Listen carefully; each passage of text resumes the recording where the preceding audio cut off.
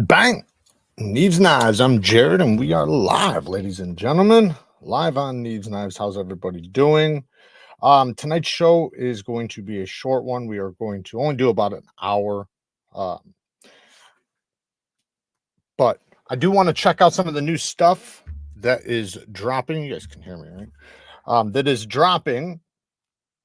I haven't had a chance to watch all the videos from SHOT Show, but I'm sure you guys already have.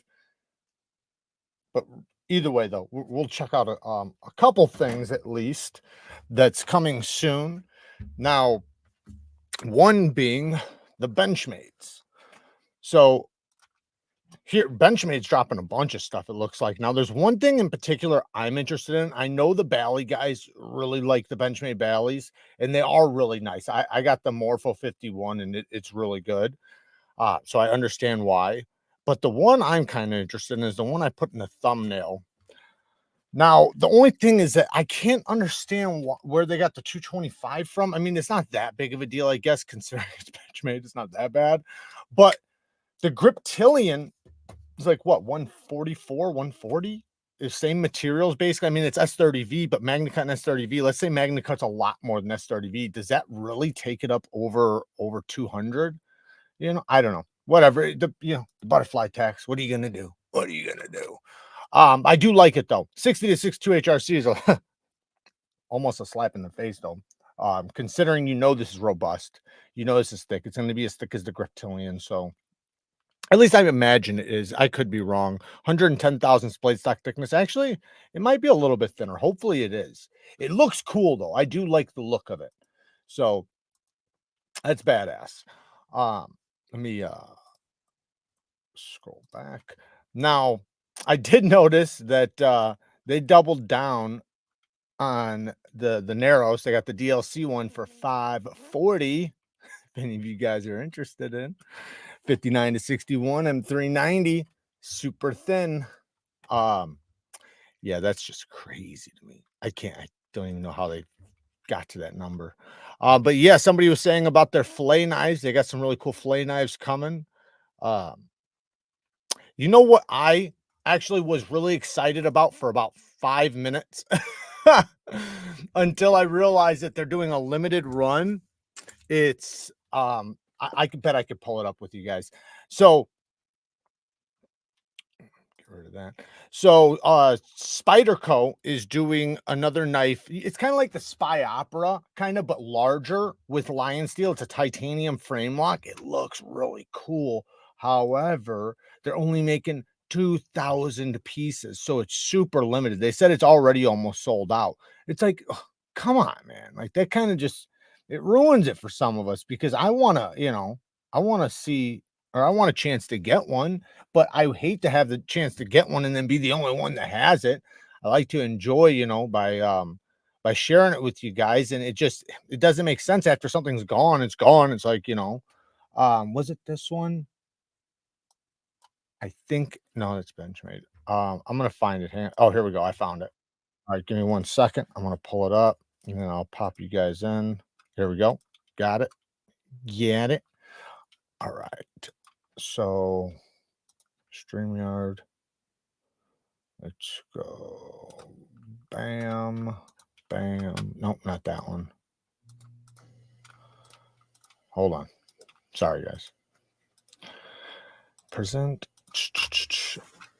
So this one looks really cool to me. Oh, this one. So if you look at it, you can see here 1 second. As soon as he pops one of the things, so do right one here, this time guy. and that's it. It's done after that. So we're going to do 2,000 pieces. Comes in canvas micarta, Reeve integral lock with a stainless interface, M398. The flipper is removable, and it's a 2,000 piece flash bash, and then done. Thank you, Todd. So for all of you collectors out there, you want to get your hands on this one while you can, because they're not going to last long. They're already oversold. so get Here, that's already almost sold. Why not do 5,000 at least or something? That's a badass knife. I have to say. Now, I know Lion Steel in there, I'm actually trying to work with Lion Steel right now. They actually gave me their email, but they have a new knife coming out that looks really cool that I want to get my hands on. But yeah, you know, they have known for doing their steels on the softer side, quite a bit on the softer side to be actually. But this is with Spyderco, so I have to imagine that they have to do Spyderco's heat treat protocol, even though it's done in Italy. I'm pretty sure that's true. That is super cool right there, and absolutely gorgeous. And I loved also this backspacer right here, which you can actually see through. And that's just, I mean, just another one of those little design touches that just looks crown really spine good and fits with the design. And the crown spine on the blade, Lion Steel does an absolute wonderful job. I so value that they continue to work with us. Yeah. You know, it's a real pleasure to work with those guys. Now I got to say, this one's my most anticipated one personally after seeing the pictures. What's the in my bodacious. I can understand why. I mean, This is the one I think I pre-ordered. So what's the name of this one? First off, we will, Bodacious. Then it has. We'll end it right there. The bodacious we've seen already on Blade HQ. They've had it on there forever. Who knows how long they're going to have it on here. Rocky Mountain EDC. Did you see the new Tenacious in D2 and frame lock? I don't think I did. It's a frame lock, huh? Where can I find it? Where can I find it, Rocky? I'm wondering if it was in that video. Now I clicked, you know, actually I got it still up. Is it in this video? I mean, it's very medium-sized hands, but you Appreciate them. incredible, and that's all to check. Yeah, Lives in the Amazon. There, so don't be surprised. See that this is an FDE. This is an all black, so flat dark earth. So what we've done is we brought coating in house, and we're bringing. And he was like, "I won't own any."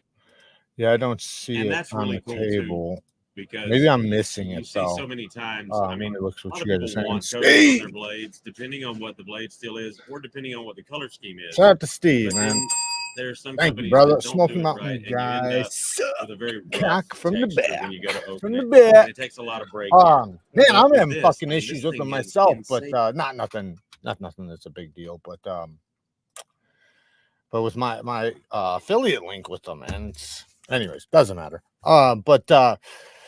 Yeah, I don't got nothing against them or for them. I don't know them. I've never even talked to them. To be honest, you know, when I reached out for affiliate link, I talked to whoever works there that's like, you know, that deals with that shit, but that's all over email. So even at blade shows and stuff, I don't think I've ever even shooken any of their hands. I can't remember ever even talking to them. I've seen them filming and, you know, going around, but when people are working like that, they're like, you know, set up, you know, and you guys said the same thing about me. You're like kind of on a mission. So it's hard to stop somebody. Not that I would have anyways, you know, but just snagged my first Manix 2 and Rex 45 on the secondary for $130. Got that. And an Arius customized by Sean Campbell coming Friday. Both badass knives. The Manix you're going to love. Obviously, a custom Arius is dope as shit. But yeah, the Manix, man, this thing is spectacular. I can't get enough of it. Been absolutely loving the new giant mouse, Italian made Biblio XL, and it is in their LMAX, which they don't do as horrible as they do their other steels, so that's good. And this thing is really good. I've had this in the pocket since I got it. You can see the age I've already put on the micarta, but yeah, I'm loving it. I'm absolutely loving it. Took my 15V Manix out today. I need to carry more. Yeah, I have, since the Rex 45, man, I've kind of put my 15V to the side too. I have titanium scales on mine, and not that there's anything wrong with the titanium scales, but they're really slick and they're smooth, and I just don't seem to. I like the scales, but I don't seem to like it as much as I like some of my other ones. I thought I would have, you know, being a titanium whore, but Just doesn't work out that way. Just taking a break from the shop to kick it with Jared. I appreciate that, Arrowhead. Yeah, we're not going to be in here too long anyways. I'm going to end it probably about 8:30. We're just going to shoot the ship for a little bit. I'm going to call it. I've been doing testing all day, and I've been trying to record this video. I'm trying to make it a great video, but I've been literally working on it all day, and it's just been an absolute mind fuck. So like I'm super frustrated right now. I'm probably gonna have to re-record everything tomorrow. Not the testing, obviously the testing footage is just testing footage, but the actual video, you know, but it's all part of it. So I'm probably gonna try to work on a little bit right after this and then go to bed and start early in the morning. Did you see Spyderco doing Rex 121? Spyderco's been doing Rex 121 for a long time. What do you mean they have a new model or something coming out? Did you see the 15V lightweight from SHOT Show? I did not. I did not go through all the videos. Like I just didn't have time. You know, I seen some pop up. I hurried up and jumped in to see if there was anything interesting and then jumped out. And I don't like to do that, you know, usually, but I was just in a rush. The Knife Center at SHOT Show with Seth for the Tenacious. Oh, okay, okay. S35 VN Tooth the Edge between 4 to 800. Yeah, I would do 6 to 800. That's what I like on S35. You can do 400 too, especially if it's like a fixed blade or something, but I find 6 to 800, even up to 1200 is fine. It's just, it seems like after 1500 grit, that's when it kind of starts. It's like almost like that's like the peak, and then it like just kind of starts, because the micro serrations, the teeth that they, you know, that they have the bite in it, just seem like they go up, then all of a sudden it's like they teeter off, and then it starts feeling less sticky and less sticky and less sticky. And then the times when you're able to make it come out really good, and it's like, man, this thing's really sticky, it's really good. As soon as you start using it, they go away. So just a lot of steels are like that. That's why a medium grit edge is going to be the best edge across the board for most steels. Now, it doesn't mean if you have a certain steels with great heat treatments, they can take a fucking mirror polish like it, that's insanely bitey. Like, that has a ton of bite that will keep the bite, hold the bite. But I've noticed not one steel, from my experience, there's only, actually, okay, I'll take that back. 2 steels besides those that, but I don't think they can have a bad heat treatment, really. Maybe they can, but I haven't seen it. But I haven't seen any steel, for the most part, that has a soft heat treatment that takes a good polish. Never seen it. They might take it, but they're not going to hold it. For damn sure not going to hold it. The same steel, though, when it's done harder, that's when it does. But like 14C28M, that's a steel that, you know, can generally be soft and still do okay with a polished edge. Nitro V is another one. They can generally do it. Obviously, they're going to be better if they're harder.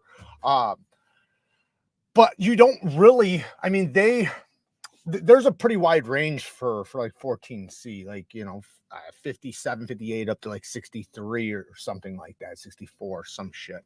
So that's a pretty wide range. Now, obviously, you know, we know which one we want out of that bunch, but but what I'm trying to say is you usually don't see you hardly ever get 14C and say this stuff is dog shit, because it's so easy for them to heat treat, which is good. I mean, we want that, right? Especially from production companies. But think about, like, if a steel is easy for a production company to do, imagine like with a custom heat treater, you know, what they could take it to. Because it's like the steels you get from like a custom heat treater, or just even like a good production heat treat, doesn't matter as long as it's a quality heat treatment, is night and day difference in steels. And it really stands out when you get something and you can actually compare it to the other. What's your number one advice for new channels trying to get their feet in the water reviewing knives? I would say post as much as possible. It's one thing, because you want to get your catalog going of videos. I wouldn't even worry about growing it all. I would only worry about having content, so when people do find your channel, they have things to watch. So I would just be focused on that. I spend time in other channels like you are right now. you know, you can shout it out, you can talk to the channels, but my point is that interact with the people, go on Instagram, interact with people on Instagram, interact with people here, interact with people in other lives, and go into the people's, like, say, my videos comments, go into my videos comments, talk to the people, you know, just things like that. And then focus on your audio, your lighting. That's two number one things. Like, if you could have the best video in the world, but if you have poor lighting, it sucks. If you have poor audio, it sucks. So make sure you have good audio, good lighting, and then you know, focus on just the quality of the video and the topics and things like that. If you can, try to find a way to stand out above the crowd. There's lots of ways to do that. Like, you can maybe have a certain thing that you use or a certain thing that you do that's interesting, maybe a certain type of test that only you do. There's so many different things you could do. Like, even like, say somebody who has, like, say if somebody has an HRC tester, like that right there, it takes them to another level, because right now there's not a lot of channels doing that. I don't think there's really any. Well, there's not many. Sorry, Outdoors 55 does, but not many do it. So things like that. And like I recently got a new microscope that I've been doing a lot of work on, and things like that can kind of separate you from the crowd. So, you know, try doing things like that. But learn titles and thumbnails. That's going to be the most important thing you'll ever learn when doing a channel, is your titles, thumbnails, and descriptions and things like that. Paul with the 2 bones, have review the Hogue Misto. If not, I haven't yet.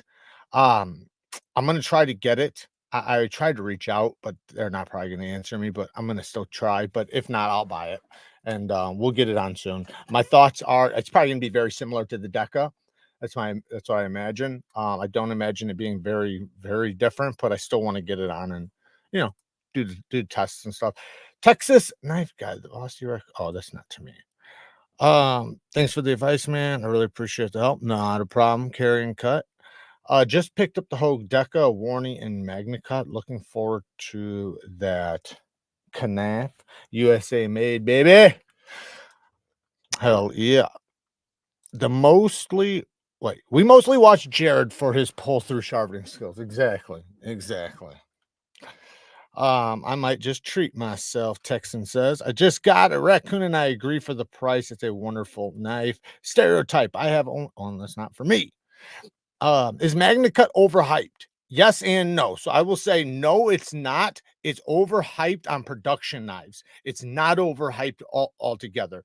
MagnaCut is a beast mode steel. It's a phenomenal steel. It's one of my favorites, but it has to be fucking heat treated well. It has to be heat treated hard. It has to be heat treated well. It doesn't make sense to do it soft, you know. Like, and I know all these companies talk about the toughness, like even like what was it, Rick, he did that thing, that post or whatever on Instagram talking about that they, you know, the reason why they do it and this and that. And it's like, it just sounds like a bunch of BS, because you never seen them not do it, right? You never seen them do a steel that was nice and hard, like optimal range. Like, you never seen that. They already have super thick knives, and I can go across the board with a lot of companies like that. Like, they'll have super thick knives and then still run it soft, as if that makes any sense. And these are cutting tools. That, you know, some of these, you know, we're talking about like say, just for an example, like the Kershaw Bel Air. That fucking thing is like 80 thousandths thick, the blade stock. Like, what? Like, I know you want toughness when it's thin like that, but nobody's prying doors with that thing. Like, at least you shouldn't be. That should be for slicing and cutting. And in that case, MagnaCut's plenty tough, right? Plenty tough, even at a higher HRC. So it's not like it's going to be brittle and it's going to be breaking and shit like that. But yeah, I think MagnaCut's great as long as it's done well, which luckily there are a bunch of companies doing it very well, especially now, especially after all the pushback, which for the first time, I think we actually see, well, maybe not the first time, because Steve got back in the day, Steve got Benchmade to change theirs on 3V. But for one of the first times we've seen a company actually change their steel, their HRC on their steel, to make the community happy. And that would be Tactile, Hogue, ProTech, Who the fuck else? I'm sure multiple other companies too. To follow stereotypo. Johnny R question, is Hoag's MagnaCut overhyped? I would think being Hoag, it's pretty no Hoag. So Hoag was running it soft at first. And I have a test on it when it was soft. But they upped the HRC. So it was 61, 62. Now they're doing it 63, 64. I think they advertise in some places 62 to 64, but I'm pretty sure like 63 to 64 for the most part. They obviously leave themselves a little leeway just in case, but I could tell a big difference in the ones that I've tested. A pretty significant difference. Obviously, right? Just like when Tactile did the same thing, I noticed a significant difference. I had already tested one of their models when they were running it. They weren't really aware, like in the beginning of MagnaCut, like you kind of can give some leeway to some of the companies, they're fresh using it, and they made all their knives in about like 60, 62 or something like that, 61, 62. And I compared one to a Spyderco's MagnaCut, the Rockwall to a Spyderco mule, and the mule just absolutely fucking smoked it. Like it just ran circles around it, and it was so obvious, like from the sharpness to the way the burr came off to the way it honed back, the way it held yet, just everything across the board was so much better. That was my first experience with MagnaCut done very well. Before that, I had a bunch of soft stuff. The one from Tactile wasn't bad. It still did good. Like it wasn't bad. But when I got the Spyderco and I compared it, oh my goodness, like, it was just fucking another level. But then after that, they wound up changing it on the Maverick, and they went to 63 to 64. And I did an edge retention test on that, and it did way better than the 61, 62 or 60 to 62, whatever. Because like if you look at it like one of my tests, it was like 100-foot difference, right? But it's in a 1-inch section, and let's say you're not going to use your entire edge to do cutting, right? Let's say, it's going to be a little bit more than that. Those knives are not like dull yet. They're still sharp enough to cut paper. They're just starting to hang up. So 100 feet is a lot of fucking cutting at the end of the day in a 1-inch section, especially with a 3.5-inch blade or something. That's a lot of cutting that you're going to get more out of. Now, it's not just the edge retention that matters. Like that's just one factor of what happens when the heat treatment's harder. I'm telling you guys, the sharpness goes like to the roof when it's harder. Like that's when you can really get those crispy apexes that just fucking whittle hair like nothing. But without that, it's like it doesn't have the stability to do it or something, like when it's softer or something. I'm not sure the exact reason, but I'm guessing it has to do with the stability and it just not being able to stretch out farther, right? It stretches up to so far and then kind of breaks off rather than really peaking up. But then not only that, being able to hold it, and then when it's done like that, I'm telling you, the stropping, the honing, all of that goes through the roof. Your ability to strop it back, your ability to hone it back, its ability to get sticky again and not just get super slick. One thing I've noticed from some, not all soft steels, but some softer steels, is that when you go to start stropping it, the more you strop it, the slicker it gets. Like it'll start like like it'll come back a little bit, but then it just dies back down, and then you do it again and again and again, and it's not able to really come back the way you want it to. Now, so to consider all that now, right?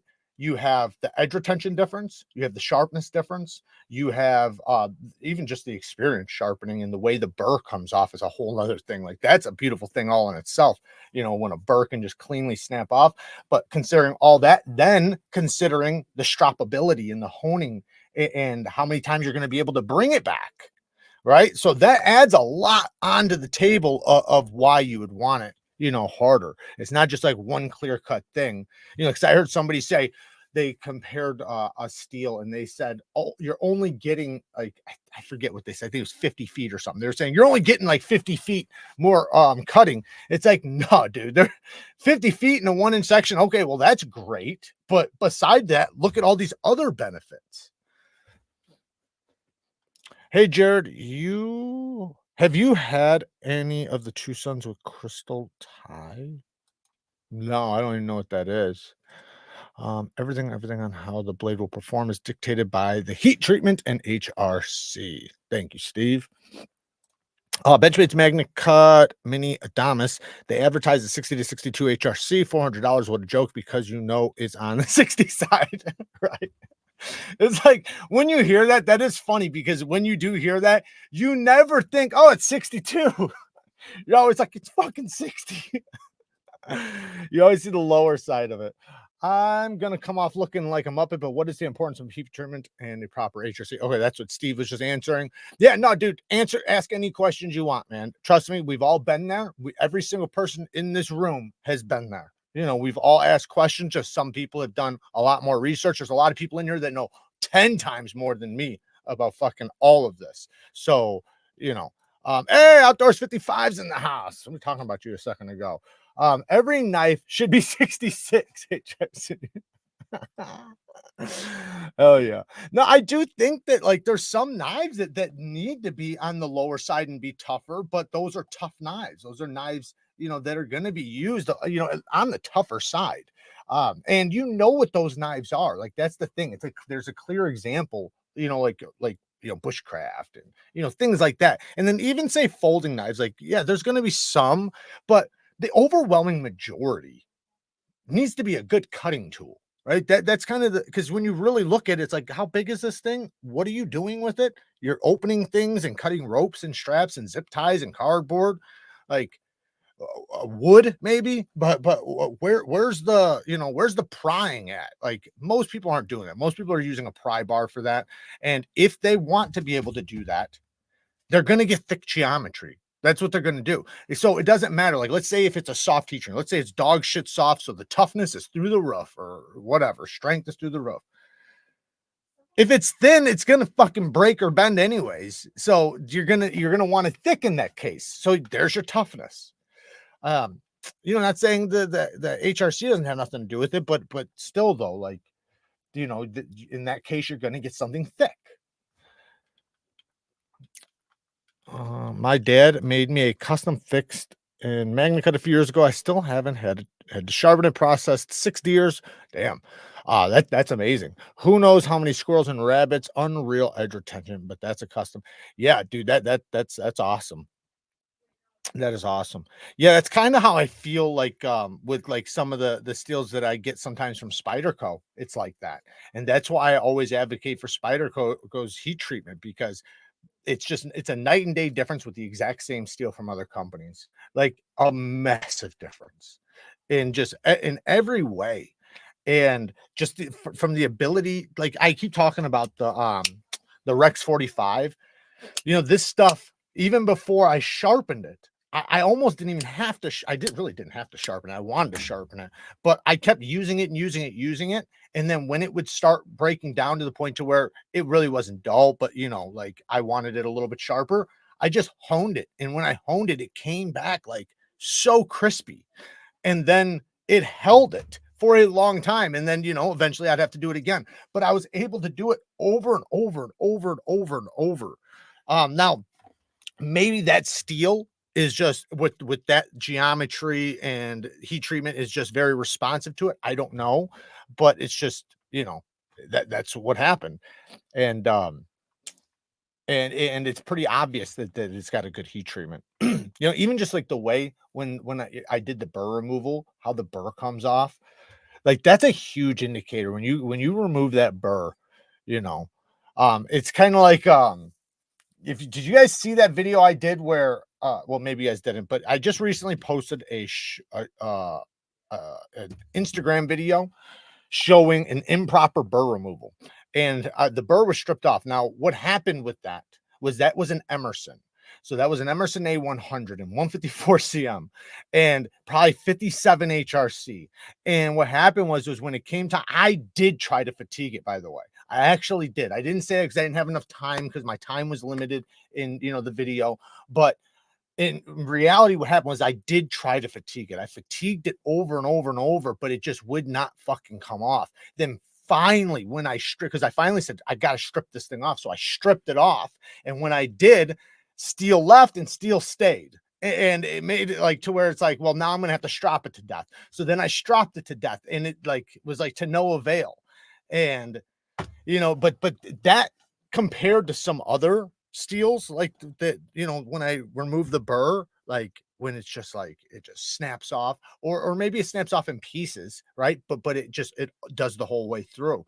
Or maybe I do a burr minimization. So, I'm basically doing light passes, back and forth on the stone, basically, just doing a burr minimization until it's gone.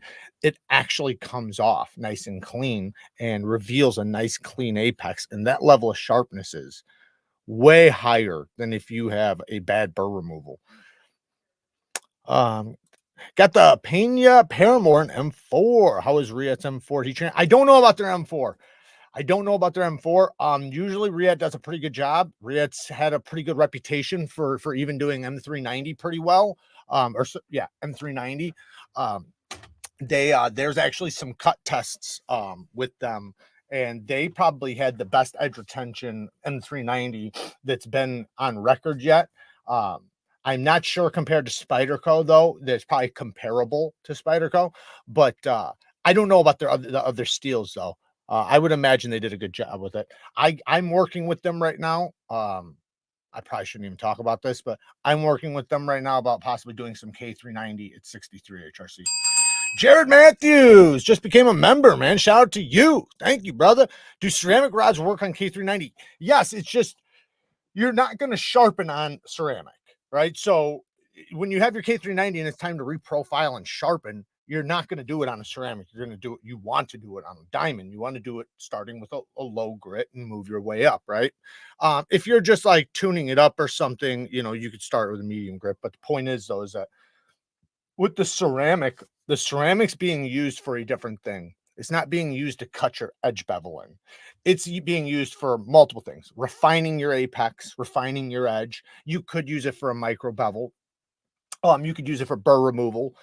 You can use it just for edge maintenance, those types of things. So in that case, yeah, it's perfectly fine. Now, if you wanted to use a ceramic at the end of sharpening, you can do that too, because you've already sharpened it. You've already cut your bevel in. So you're basically just polishing the surface of your bevel with the ceramic. You're not cutting it, so the problem is when softer stones are used to cut it, because the carbide volume, it's a lot more difficult, or it's a lot harder. It's too hard basically for those stones to cut it. So it winds up removing the steel from around the carbides. And you can go look up the pictures on this. They did, I think, K390 with an Arkansas and showed it. So the carbides are just like hanging out of the edge bevel, and the steel is being removed from around it to the point to where they get so exposed that they wind up shattering. And a lot of people were thinking that this was carbide tear out.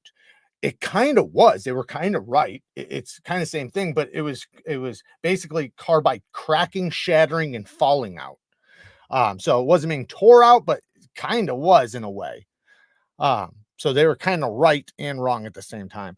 How can you fix vertical play in a KIZER drop bear? I have changed the springs, changed the tension to a stronger one, and nothing seems to help. Will it break in, or should I go with warranty? Go with warranty. I'm not. You mean vertical, so up and down, like this way, not this way, right? You're talking about this way. Okay, so here's the thing. KIZER does a really good job with theirs. So usually theirs are pretty solid. Like all my crossbars from them are like probably 98% of them are rock solid. However, most crossbar locks across the board between all these companies that are using it all wind up getting that. Now, what I would say is check and see if it's the lock or if it's the pivot. And the way you can do that is, let's pretend this is a crossbar lock. Open it up and take your buttons and push them up.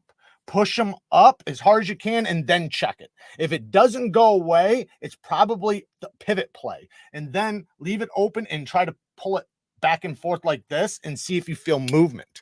Like I have a knife right now I just bought, literally just opened before we went live, and it's got pivot problems. I thought it was vertical play, but it's not. It's literally in the pivot. So that's what I'd say. I'd say check and make sure it's not the lock first, and make sure, see if it's not the pivot, and then contact warranty. I'm curious what the HRC on Spyderco's Rex 121 Sage will be. 67, 68, 69. I don't know. What does Rex go up to? 71 or something, doesn't it? Am I right? Am I wrong? I might be wrong. Oh man, Zach, don't do that to me. Don't do that to me. Not yet. Not yet. Maybe in a month, I'll tell you. Right now, I'm calling K390 just because I have a longer history with it.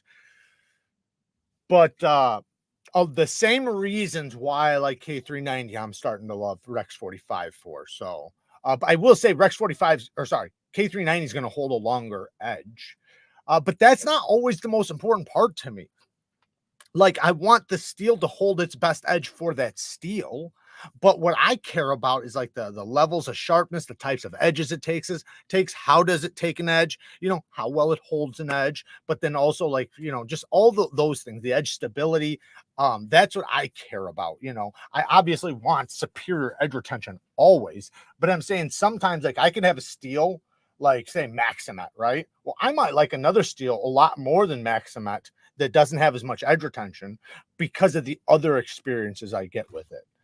Hey, Brian's in the house. 71 on Rex 121 is doable. Damn. Spyderco will probably be in the 69 to 70 range. That is fucking crazy. I think I'm not, somebody fact check me on this, but I think 66.3 HRC will cut glass. I think that's correct, or it's right there between 66 and 67. We'll start cutting and scratching glass. I think that's what it is. He showed the 15V Delicas in the vid. What's your take on D2 Spyderco Tenacious coming out? It's D2. I mean, D2 is D2. That's done over in China, so you can expect it to be. I heard him say, the guy from Spyderco, I heard him say that regardless what company's doing their knives, that they have to do their heat treat protocol. So I'm guessing they have to do, but I just don't imagine that the quality control on the steel is going to be as accurate or as good as in Japan, Taiwan, or the USA. So considering that, I imagine it's just like every other fucking D2 out there, but I have not tested Spyderco's D2, so I can't put a stamp on that, but I would just, you know, if I had to bet on it, which the G2 is fine as long as you don't pay a lot for it. That's the thing. Like, and there's so much of it now that it's like you can get it so cheap, and they're all pretty much the same, you know. Which none of them are what D2 is supposed to. D2 is supposed to be. D2 is supposed to be like S35 edge retention. That's what it's supposed to be. That's what it can be. That's the potential. But what we see is like 9 CR edge retention. Sometimes 154 CM, it just depends. It's all over the board with edge retention. That's kind of the problem with it. That's what I mean. That's kind of what we see. No matter what company, you know, it's almost like flip a coin. My Higo 2 is 67.3. Yeah, I think mine, I have two. I have one, I think one's 66.7, and then another one's like 67.1 or something like that. How is M4 coming out of China, Riet to be exact? How's the heat treat? I don't know. I've never tested M4 out of there. I've tested 4V. Not from Riet though. I imagine Riet's going to do a good job. Riet normally does. You know, on a balance of probabilities with companies, Riet, even with me dealing with them right now, like they're very, very professional, and they really, really care about the little details, and they're not. And listen, I've dealt with other companies too, a lot of them already, you know. So like I can tell like what's negotiable, what's not, what they're willing to do, what they're not. And like I have yet to have had like Riet say, no, we can't do that. That's not something we can do. You know, like even like with the K390, they did tell me if I want 64, 65, I could have that, but it was going to cost me more. And I said 63 is fine. So if you can hit fucking 63, I'm happy. So that's what that's where they're gonna hit it. But and which is amazing because I don't think that the other company that used K390 through them did that. I think they went 61, 62 on it or something like that. But do you think you will review the Rio Tiger? I want to, but I don't know. I can reach out to them and get it, but I sometimes I don't like to do that. But you know, will Rex 121 at 70 be chippy or not as tough? It's definitely not going to be a tough steel, but chippy. So chippy depends on what you're doing, right? Well, also your edge angle. So if your edge angle is super low, right, and depending on the geometry too, so depending on the thickness behind the edge, with theirs it's usually 20,000. So I like to do low angles on my Spydercos, but the lower the angle, the edge, the more chances you can have of your apex being chippy, because the lower it is, the less stable it's going to be, right? But you know, the harder it is, you know, the you know, the kind of the harder it is, right? So then it's it gets more brittle eventually, but it's, how do I say it? It's not as soft, so it's harder, so it's able to have stability, to have that long apex and be able to really peak out there for that level of sharpness. But the more you do that, right, there is a you know, a drop off where it's going to wind up becoming chippy. But I wouldn't think that it would be chippy as long as you use it like Rex is supposed to be used, right? It's a edge retention steel, high performance. It's a high performance edge retention steel. That steel is for cutting purposes only.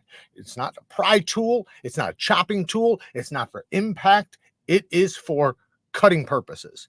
So as long as you're using it for that, you shouldn't have any problems with chippiness or anything. The chippiness is going to come when you start hitting things and impact and dropping it, things like that. But you know, but why are you doing that with your knife? Like, you know, especially a steel like that. What are you chopping with that knife? I'm not saying you can't chop with a knife, but there's certain knives, right? There's certain knives it's just doesn't make sense for, especially with that steel. Late to the party, but just ordered the CVV Vision FG in Damascus. That's some pretty nice Damascus.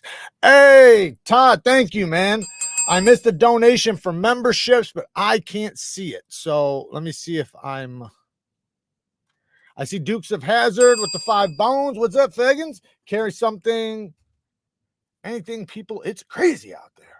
Got the second Spyderco and Rex 45. Hell yeah. Good shit, man. Good shit. Where is, man, Todd, Rocky Mountain EDC.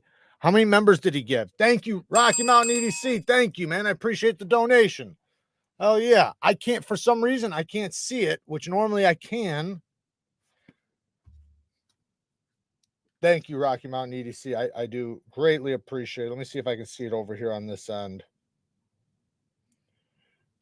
Nope, I can't. You guys can see it, but I can't. Thank you, man. I appreciate it. I'm gonna try to catch up right now. Trying to shop a first sharpening setup on a semi-budget. Goal is to sharpen factory edges for the first time. CPM 154, CPM D2, and MagnaCut ProTech. I would go with, if you have 250 bucks, go with the WorkSharp Professional system, because it has everything you need in there. So the whole system is going to come with your stones, strop, ceramic, angle finder, everything you need will be in there. Now, you can always upgrade in the future when you're ready. When you have more money, you can buy an extra stone holder and you can buy other stones. So you are limited to their stones. You can buy more of their stones, but you're limited to only their stones. Luckily, they're diamonds still, but you can't use resin bonded diamonds, or say if you want to use an Arkansas or whatever, unless if you get the stone holder, which you can get in the future. But that's what I would recommend. That will give you a good experience. You'll be happy with it. Now, if that's a little bit too much, then I would say get a Cami. Cami's 200 bucks. You're not going to get the digital angle finder or anything, but your setup, you'll pretty much be ready to go. David, Been a member for 13 months. Just got my Harsey Stormwatch edition yesterday. Hell yeah. Yeah, I like the Harseys, man. I really do. I love that. I love some of their designs too. I really want to see them, man. I wish they would evolve it. And I think this about a lot of knives that have been out for a long time. Make it evolve a little bit, right? Like you already have the profile, so you already know you can make this knife. But what could you add or do better or make different, right? That doesn't ruin it, but makes it better, right? Like say a hollow grind, right? That would be dope. That would make that knife better. A choil, that would be better. You know, things like that. 1 year, baby. Woohoo! Thank you, Todd. Hell yeah. What are my thoughts on KME stones? KMEs are good. I just think that they're 4 inches. That's the problem. They're 4 inches, and there's other systems that are 6 inches, so they're always going to be superior. The other systems are always going to be better than the KME, but they're usually more money too. But with any system, the more you pay, the less frustration. That's just how it works. So the cheaper you go, the more frustrated you are going to be when sharpening. The more irritations, the more slips, the more things popping out, the more everything. So the more you spend, the easier it gets, the less struggle, the better the clamps hold on, the better the angle stays, you know, the better the stone stays in, all of those things. Because I'll tell you what, man, I've used a couple systems that I just like halfway through, I just wanted to fucking chuck them against the wall. Like, get out of here. I'm not fucking using this thing. But hey, Mom, I'm doing great. How are you? I don't think you have to break in dime stones. No, some people do, but I don't. I never do. Some people do. Which there's nothing wrong with that if that's what you want to do. Me personally, I'd like to break them in with my knives. I want them to be as aggressive as possible. And don't get me wrong, there's been some stones where I've gotten, I'm like, fuck, man, this is really, really aggressive. Like, this is a little too aggressive, but I know it's going to break in. So when you get it, just use it and let it break in. Now, I will say the reason why some people, just for an example, the reason why some people break them in, and I'll tell you how they break them in, is because if you're using a fixed angled system and you're going fast, and you're not wiping and cleaning your blade off and cleaning your stone off at first, I'm not saying you have to keep doing that for the entirety of the stone, but with the first few sharpenings, the diamonds will shatter off and will hit your primary bevel and will scratch it. So that's a reason why that people do that, because they, especially with coated blades. If it's non-coated, it really doesn't matter. But with coated blades, it'll really show. But that's sometimes the reason. With me, all I do is when if I'm using a fixed angled system, you can use a little bit of water. That will help. You don't have to continue using water for the rest of its life, but just the first few sharpenings, use a little bit of water on them. Go slow. Don't go really fast. You know, dab it off every now and then. Wipe your blade off. Make sure there's not diamonds on the surface waiting to be rubbed into your blade. And you're fine. With with freehand, I've never really had an issue personally with diamonds doing that is bad. I think it's just because you have so much more control. I don't know why, but I've never had it, but I've seen a lot of people break in their stones. James K, been a member for 17 months, 5 months longer than Todd. Not competing. I'm just saying. Charleston's been a member for 8 months. I'll catch up to y'all someday. He's trying to catch up. Jared, please look up crystallized titanium. Nobly? What was that? Nobly? That stuff looks wild. Crystallized titanium nobly.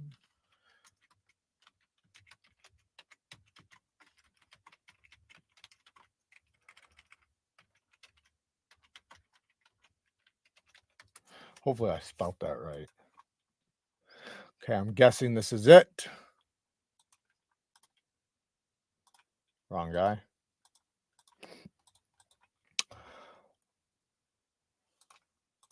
There we go. So here's jewelry. Oh, there's some scales too. So there we go.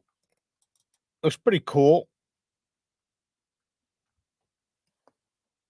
Yeah, that looks cool.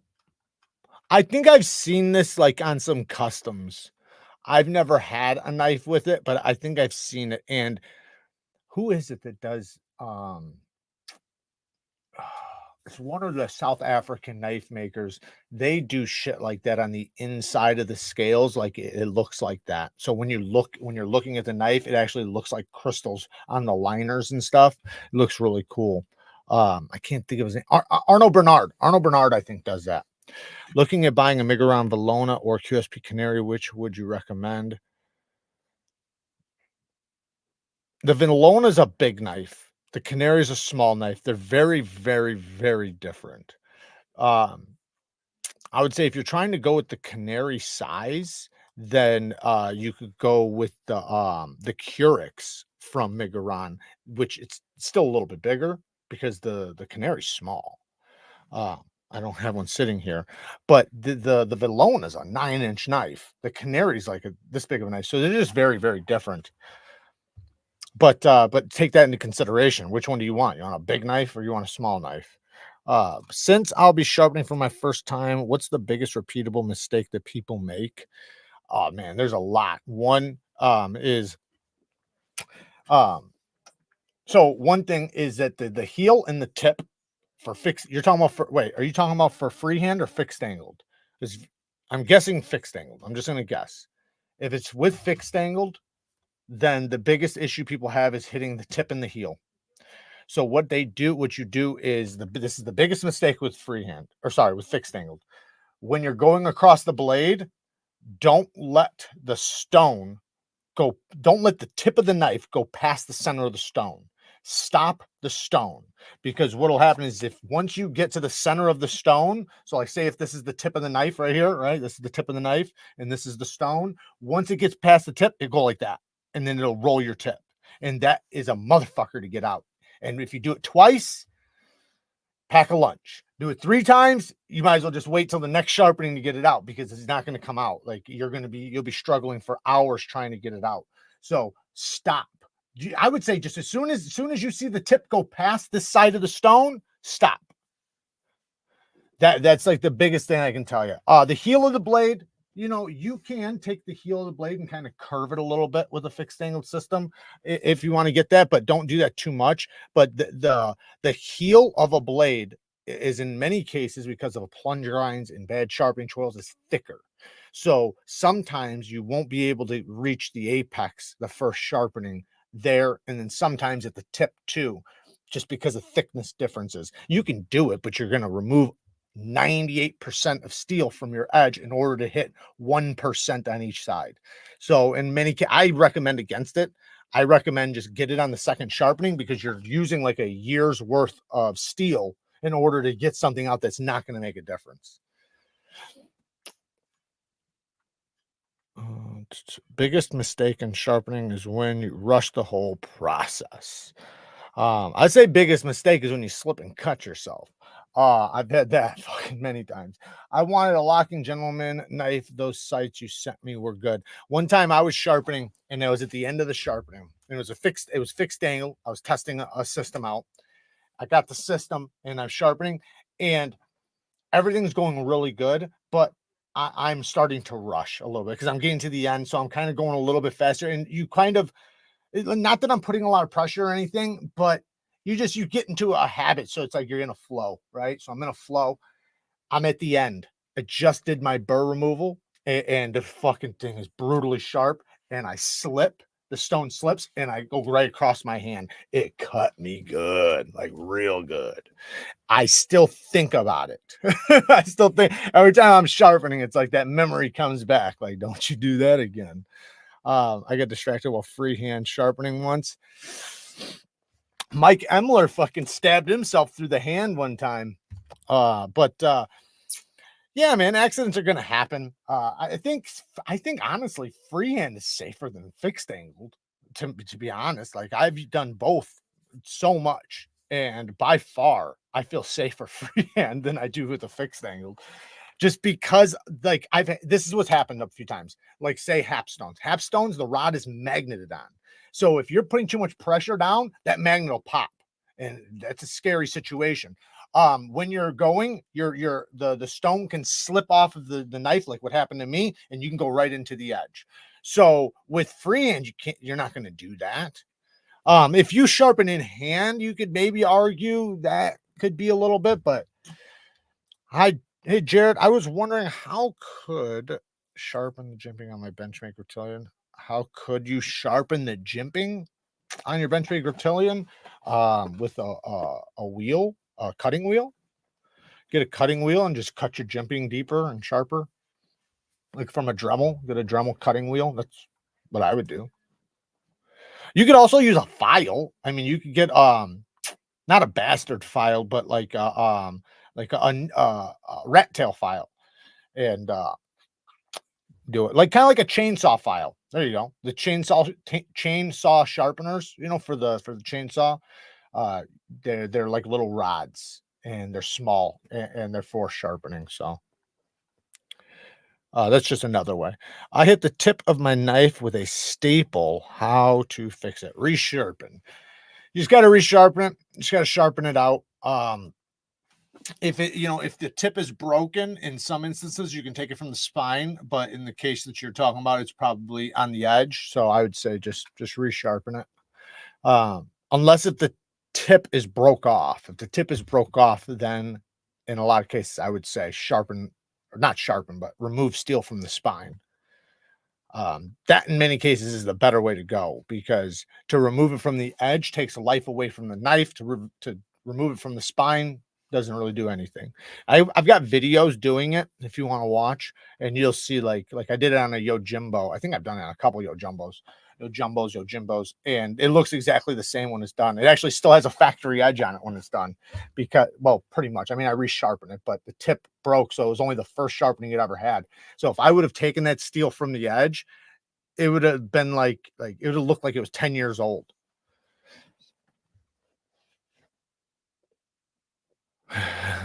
You ever killed anyone? Yeah, but they were all bad people. What's your thoughts on Benchmade's Claymore? I don't have any thoughts on it. Which one's the Claymore? I gotta find it to find out. The OTF. I mean, it's cool. It's all right. I mean, I don't think there's anything wrong with that. I think a lot of people love OTFs. I don't really carry OTFs. I mean, I test them. I carry them around the house and stuff, but I don't really EDC them. Not that I haven't, but you know, super masculine lavender fragrance options. Love lavender, but not at the sacrifice of my manhood. Okay, well, I got one. We're gonna go through actually here in 1 second, because we're gonna end this thing in about just a few minutes. So the fragrance of the day, I'm actually wearing, I haven't pulled this out in a little while. I'm kind of glad I did. This one's a little bit of a tropical fragrance, but to be honest, when I first smelled it, I never even thought of it like that.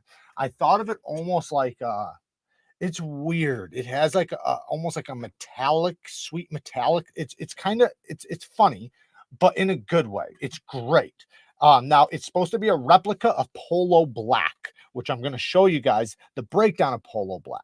But this is a roller, and this is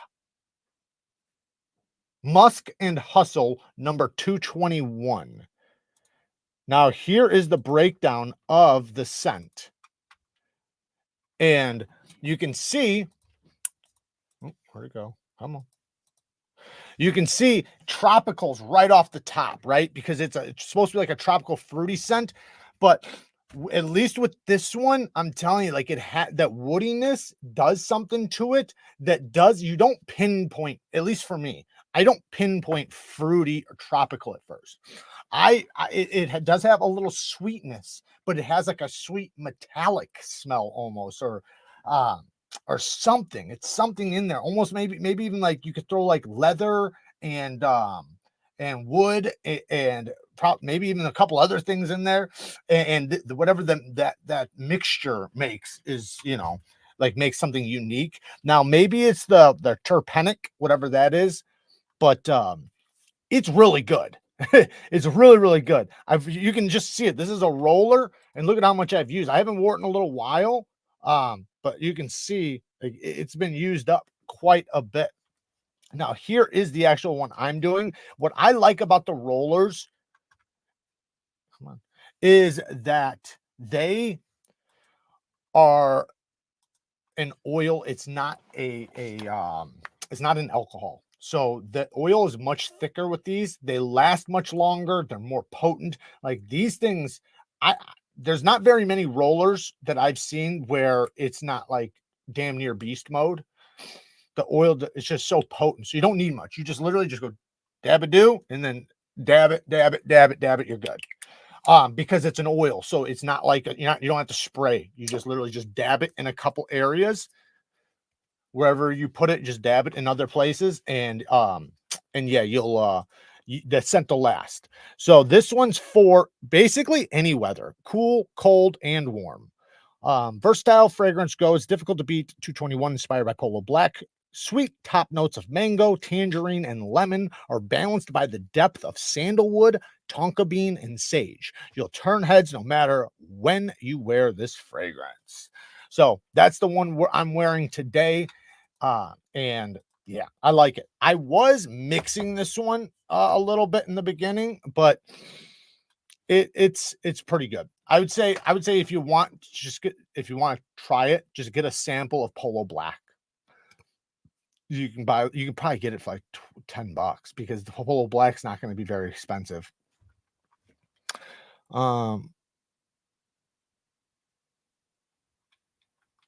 Not too shabby. Kobe with the 2 bombs, 14C 28N kitchen paring knife at 5759 HRC. I mean, yeah, I mean it sounds like a mass produced one, obviously. So I'd say there's nothing wrong with it. I got one like that. I'll say this: my AEBL from Steve will cut fucking circles around it. And technically 14C is an upgrade to AEBL, but that's the difference, right?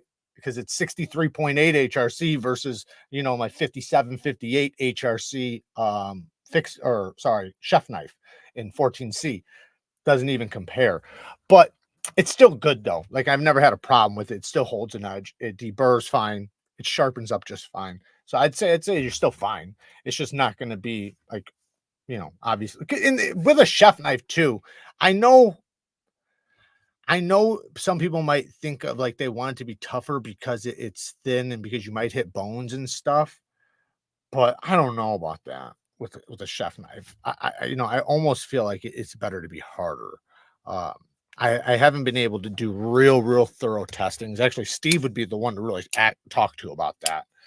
Like obviously he likes hardness more than toughness, but as far as the difference in the application, like why would you go one way or another? Because like say when you start considering bones and things like that.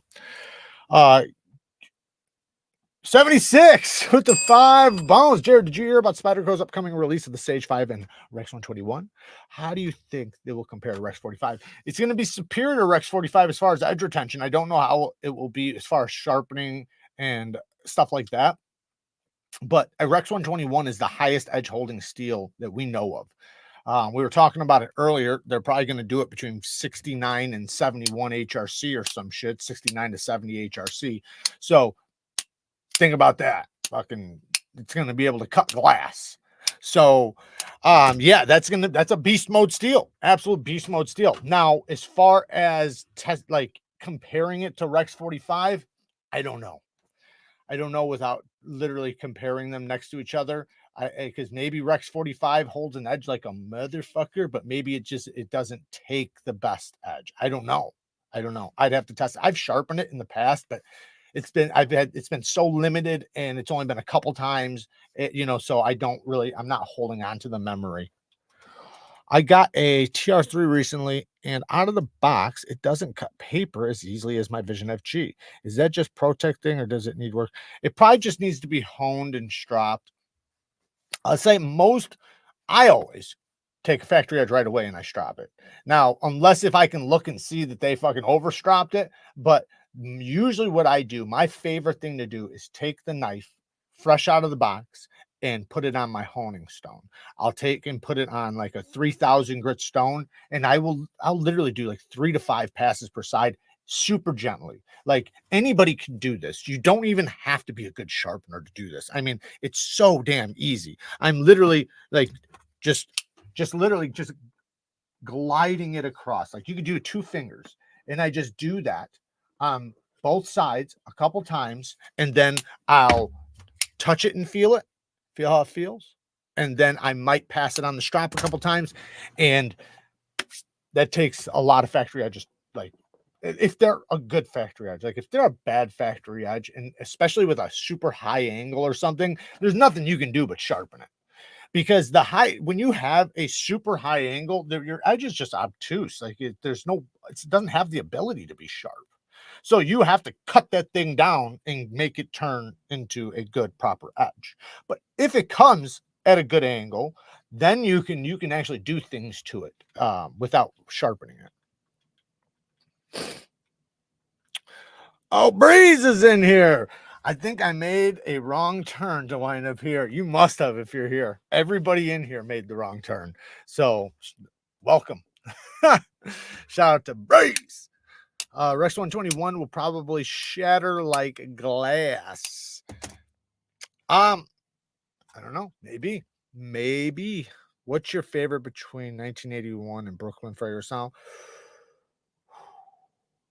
I don't know, man. I think the 1981, I think, is going to be a lot more people are going to like that more. But I really like that Brooklyn. I'd say my favorite is still the other one. The fuck is it called? Can't even think of the name now. But that other one is my favorite. But between those two, probably the 81 and then the Brooklyn. Probably. The thing is that I have a couple other fragrances that are very similar to the 81. So, which I like more. Well, I like a little bit more, if not the same as the 81. So with the Brooklyn, that one's more unique. And I have other fragrances that like are kind of in the same realm, but they're not, right? They're not that. So that's what makes that one stand out a little bit more, is because I don't have other ones that match up to it. If you were smart, you'd hit that damn like button. Yes, you would. What ones are those you like more than 1981? I like let me just find it. Game Time. That's what it is. Game Time. The Alexandria Game Time is that's the one. That's the one I really like. That's my favorite. Now you can technically kind of make it if you buy these 2 other fragrances, because that fragrance, the Game Time, is literally 2 very, very popular fragrances mixed together. That's how they made it. Yes, stainless and don't mind coated. If all you do is open packages and slice paper, can you keep a blade razor sharp by just stropping regularly? Yeah, but you don't want to over strop. You can. Eventually, you're going to have to sharpen no matter what. Eventually, you're going to have to sharpen. But yes, absolutely. If you hone and strop with considering that it has already a proper edge bevel put on it, because that's going to be the big deciding factor off the bat. What was the edge like when you started? Was it properly applied? Was it a good edge? And I'm not saying like a factory edge could be good. Like there's factory edges you can keep going for a long time if they're really good. But regardless, whatever the edge you start with, if that's good and you properly hone, you properly strop, yeah, you can keep a knife going for a very long time. And if you want to, you could even go as far as when it does come time to sharpen it and you don't want to change angles, you don't even have to like do like a full reprofile or anything. You just need to replace the scratch pattern. So yeah, you're going to start off with a lower grit, but it's not going to be super, super low because you're going to go through it so fast. You're just basically replacing the scratch pattern. But if it's a factory edge, the first sharpening, I would recommend reprofiling just about every knife. If it's a factory edge, just reprofile it, set it to the angle you want, even if it's the same angle, but get rid of that old edge and put a new one on there. There are some companies that do a pretty good job with factory edges, but in many cases, you want to replace that factory edge, because this is the thing. Let's say you have a factory edge and let's say it's good. It's sharp as shit. Like you love it. You're like, I love this edge. This is a very sharp edge. And you start using it and you're like, okay, I need to hone and strop it. Okay. Well, after you've done that a few times, it's not going to hold as long as it did the last time. And it's going to continue to go downhill, because the edge, that steel has a possibility, especially if it's burnt.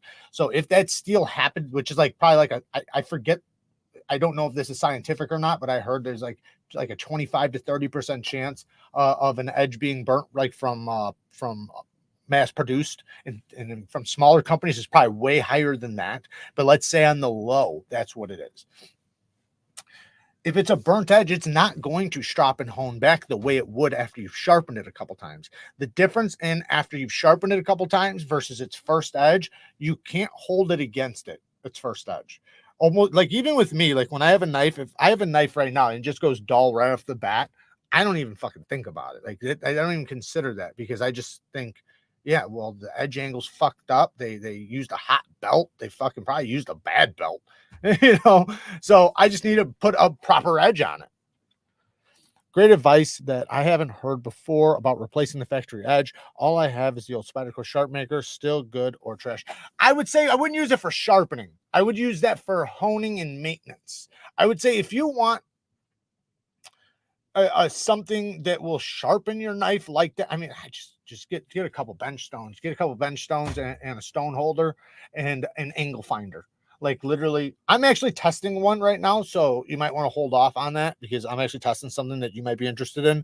But you can get little angle finders to set on your stone that where you can start the angle, right, and then pick it up and put it back down, but it keeps you at that same angle. So, and then there's also just fixed angle systems you can get. But if you want a freehand, I would say use that for honing and maintenance, and because you'll spend a long time trying to sharpen on that. Not saying you can't, you could do it, but you're going to be pack a lunch. You're going to be there, especially if you're reprofiling, because what I'm talking about is you actually removing steel. I'm not just talking about you replacing the scratches. I'm saying you literally resetting a whole new bevel. Like if your bevel was like this,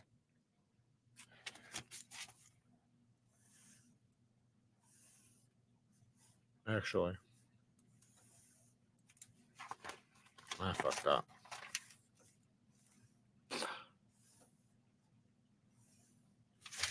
You literally resetting a whole new one under removing all of this shit. And obviously this would be a lower angle, or I'm considering it a lower angle. I'm on a K390 kick and I want more in my life. Sends me that Spyderco doesn't appear to be dropping more this year. Yeah, that's because they're on the MagnaCut train, but there's nothing wrong with that. They do a good job with their MagnaCut. I'm telling you guys, there's not going to be a big difference in your experience with MagnaCut when you get it from Spyderco. Like I was saying earlier, I dealt with MagnaCut probably 6 times before I got the Spyderco Mule that somebody sent me. Maybe even more than that. And 3 out of the 5 times it was not good. Like I didn't have a good experience. Then I had an okay experience. And then I got the Spyderco and I said, oh shit, this is what MagnaCut is. This is why everybody, is hyping it up or whatever. But there's other companies doing it better now. So that was before they were doing that. So at that time, you really couldn't get it, good. But now you kind of can. There's some other companies doing it pretty good. No shame in confessing I'm very new to the stropping, honing, sharpening, and reprofiling game. Really appreciate the insights. Yeah, no problem, man. And listen, man, everybody's been there. No, every single one of us in here have been there. And and we love the questions. I promise you that we love the questions because we love to see anybody learning, because even us, like I'm still learning. Every one of us are still learning. That's the beautiful thing about this, right? You're never going to stop learning. You'll always learn. There's always more to learn. Even when you become a pro and you're doing it, as your job or business, you're still learning things, Even with me, there's still steels I have not tested. I have not sharpened it, that I want to. There's still tests that I have not done that I want to. There's just so many things. So I think it's good for us to ask questions and people be respectful enough to answer it properly. because of Jared, I just found out the other night that GP Knives is a 40 to 45-minute drive from me. I had no idea they were so close. I'm going to have to take that. Right. That's why I said, man, they because they're in Illinois. That's why I said, man, they ship to me quick, real quick. That's how I figured it out, because I ordered something and I felt like it was like the next day. I was like, whoa. I looked at, I was like, where the fuck are these guys? And I seen it. It's like, oh, that's why. They're right here. My TRM is in MagnaCut. It's awesome. Holds edge for months. TRM does a pretty good job, though. TRM, you got to think TRM, while they're a production company, they're not mass produced. Like, there is no, they're never doing mass. I mean, maybe considering for their size of shop, but when you compare it to real mass produced things, that they're not that.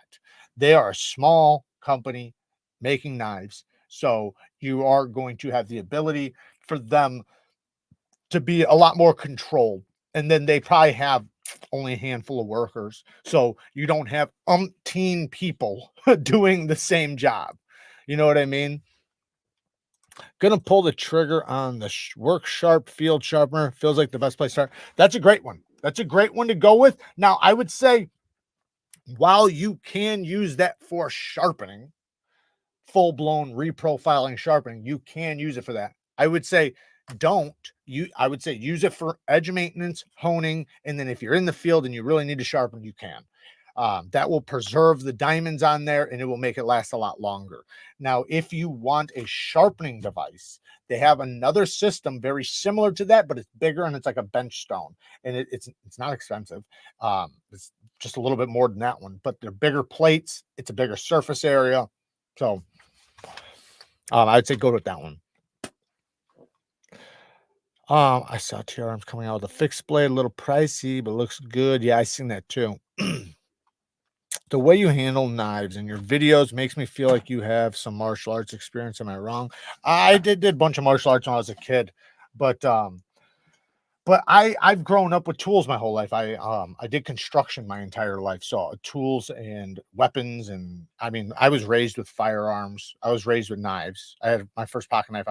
I was 5 years old, but me and my dad had knife collections. And my dad was a fighter.